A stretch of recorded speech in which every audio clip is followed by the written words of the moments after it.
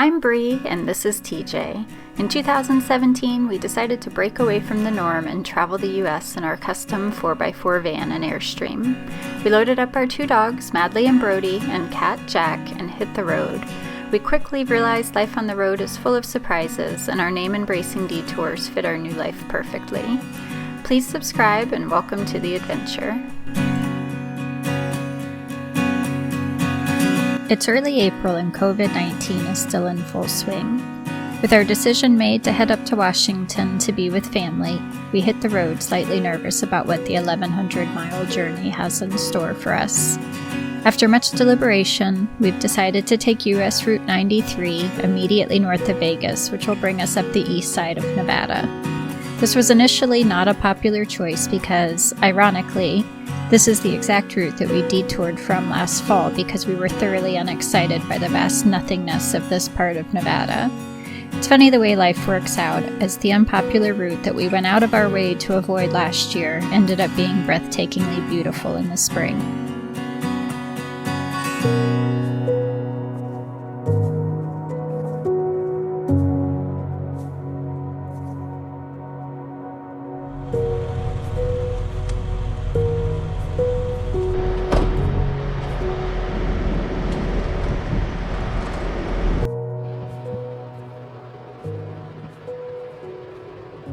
One benefit of traveling in an RV is that you carry your bathroom and your kitchen with you, so we're not having to expose ourselves unnecessarily by using public bathrooms or stopping to get food at convenience stores or fast food restaurants. So this is our first stop of the drive.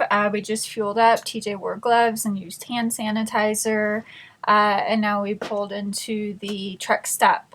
And are making a quick lunch and taking bathroom breaks, walking the dogs, and then we'll get back on the road. How's the drive been so far? Not bad. Really pretty. Good. So what's the goal for today? How far are we trying to go? At least Twin Falls, if not further. And how long of a day is that? 10 to 12 hours. So we don't normally ever drive this far all at once. We normally put a 4-hour limit on it. But that's more because there's so many beautiful things to see along our routes that it just seems silly to just haul butt through them. So, and 4 hours keeps us feeling good. The longer we go, obviously, the more tired we're going to be. But our goals here are much different than in the past. Yeah. We're just trying to make a destination now. Right, yeah. We're just trying to not see the country at the moment, so.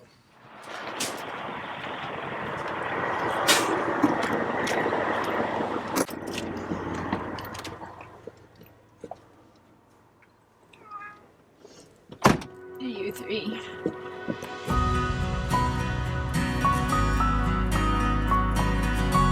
With our first pit stop of the day out of the way, we continue our journey north through Nevada.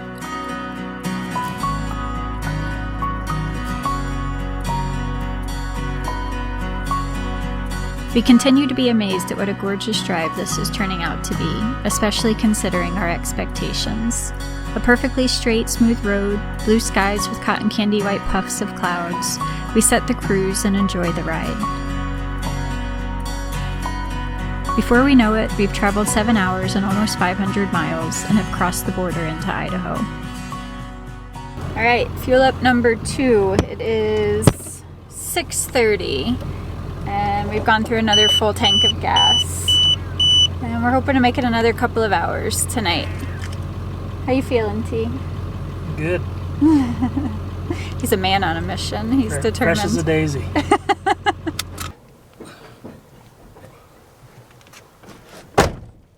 Alright, you guys ready? Are you ready? Let's roll.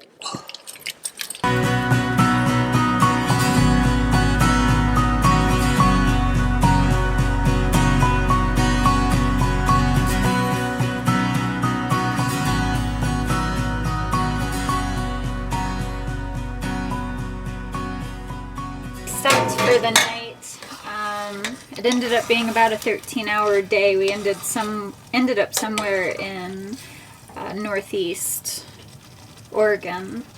Our brains are a little fried. It was a long day. Thankful to have some frozen chili in the freezer. Well, I defrosted it, so it's not frozen anymore, but just a quick, easy meal that you just have to heat up on the stove. And it's cold here. Regretting a little bit leaving Vegas because it was nice and warm there at least. But chili's going to be good for dinner tonight, and we're going to get a good night's sleep and finish the drive in the morning. Alright, day 2. Slept really well last night. We were extremely tired. I always sleep really well though. TJ not so much. But getting ready to start day 2, we should have about another 6-hour drive through Oregon and Washington. So let's get going.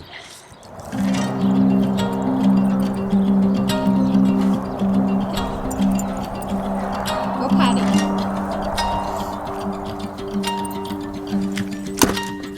Right here, in the van.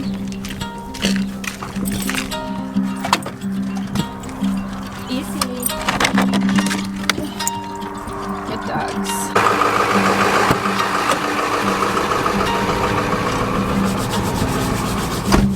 It's cold here. Pretty chilly. It's not the 85 degrees and sunny we had in Vegas. TJ's been giving me a hard time about that. About leaving nice warm Vegas to go to cold, rainy Washington. We have our reasons. I guess I have my reasons. TJ may not agree with them. Just doing what we can. A little late now. Yeah, we're what, 13 hours away.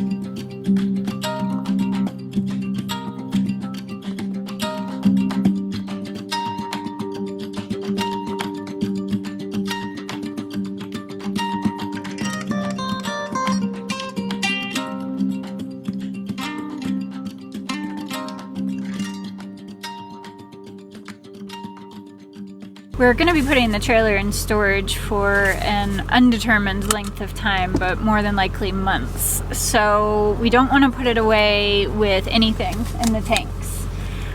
But we did a really good flush when we left the KOA in Vegas, but we've also been using it, so it's got a day or two's worth of contents in the black tank. We found a free dump station at one of the rest areas along whatever interstate we're on in Washington. Yeah. So TJ's headed out now to take care of that. Lucky me.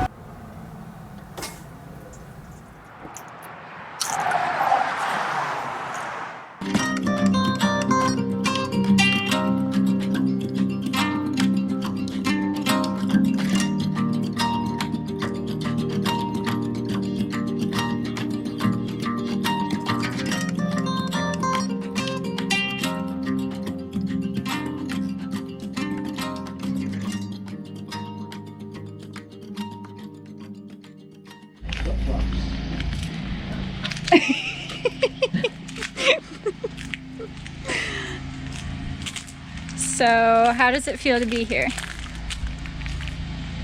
Good and not so good. Would you like to explain that?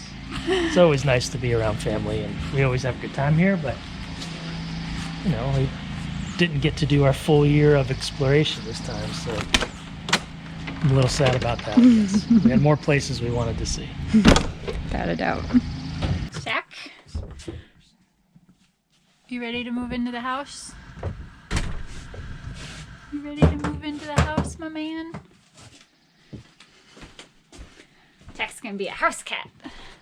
We have been at my brother's for a couple of days now, and we've just been kind of slowly moving our lives from the trailer into the house, which is always the worst part. I hate moving all of this stuff, but it's an interesting experiment in what's truly essential. And if we wanted, we could probably go through what's left in the trailer and do a purge. But today is the day that we're moving the trailer to storage, and I'm one of those people that can't leave for a trip without first straightening up or cleaning the house. So before we put the trailer in storage, we're gonna get it cleaned up. We washed it yesterday, and I'm gonna clean the inside today.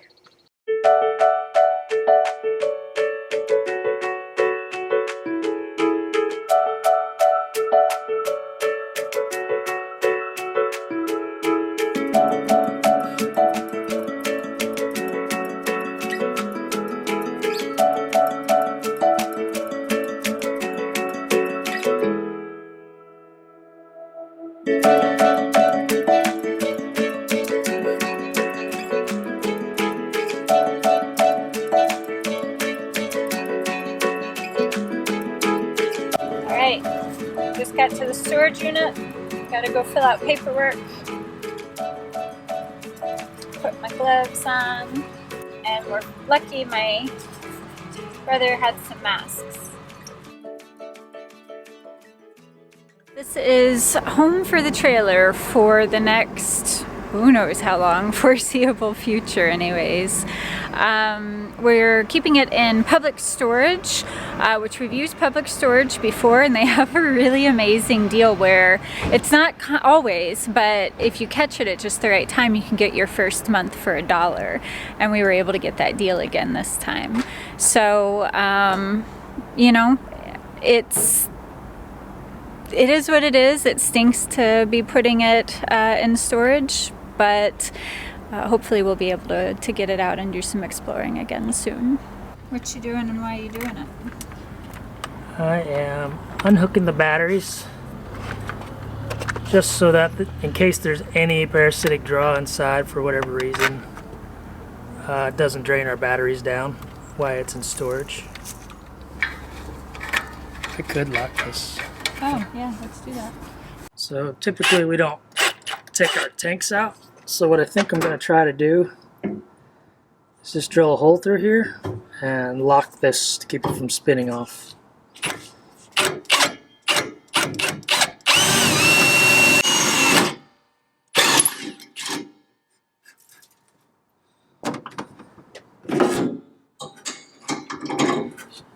Down, make it harder. I can't spin that. Look at you. So kind of quickly take us through what you've done to theft-proof or deter the trailer. So I've disabled the jack that goes up and down. So it won't go up and down anymore if it needs to. We have a very specialized hitch, so it would take a special, somebody would have to have something similar to what we have to get it hitched up to pull away. But just to be safe, I turn it all the way to one side, and then I also take the safety chains and lock it so it can't swing. So it's kind of stuck out here to the side. So I crank these down pretty good, so there's no way they could just be yanked out of there.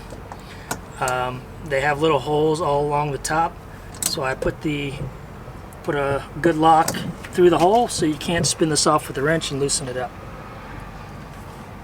I've also put the stabilizer jacks down, which I know that's not really a security measure, but it's just one more step. So I think anything you can do that would slow somebody down and make it to where it's more likely that maybe they'll get seen, or they're just going to look at it and say that's too much work and move on to the next guy that hasn't taken precautions. Not that I wish that on anybody, but you know, we just try to do whatever we can to keep it as secure as we can. And then also we're in a gated... We're in a gated storage lot here. It does have barbed wire fence all the way around. It has cameras. It does have a keypad lock that we get our own specific keypad number.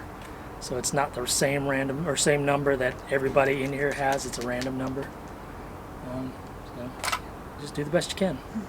All right, so that's what we do to get the outside ready for storage. On the inside, we have this fantastic fan up here, and we've popped that open, but it does have a rain guard on it. So if it rains, the rain won't get in, but it's allowing some airflow through here. We also bought from the storage unit place some damp rid to try to help keep the moisture down. We do prop the fridge open to keep it from getting mildewy and gross. I've pulled all of the blinds and the skylight blinds, and I don't know, I think that's about all you can do. We'll come check on the trailer as often as we're able to, just to make sure everything is good. But yeah, we've used public storage before. We've had a good experience before, so fingers crossed we'll have another good experience. As we drove away from our trailer, we reflected on how COVID-19 has affected everyone so drastically. We are grateful to have a safe, comfortable place to wait out the storm and hopeful that life gets back to normal soon. Thanks so much for watching. If you like this video, please give us a thumbs up. And a special thank you to our patrons, Doc Fair, Jay and Kathy, Kevin, Mike, and Marissa. Stay safe and healthy, friends, and we'll see everyone next week.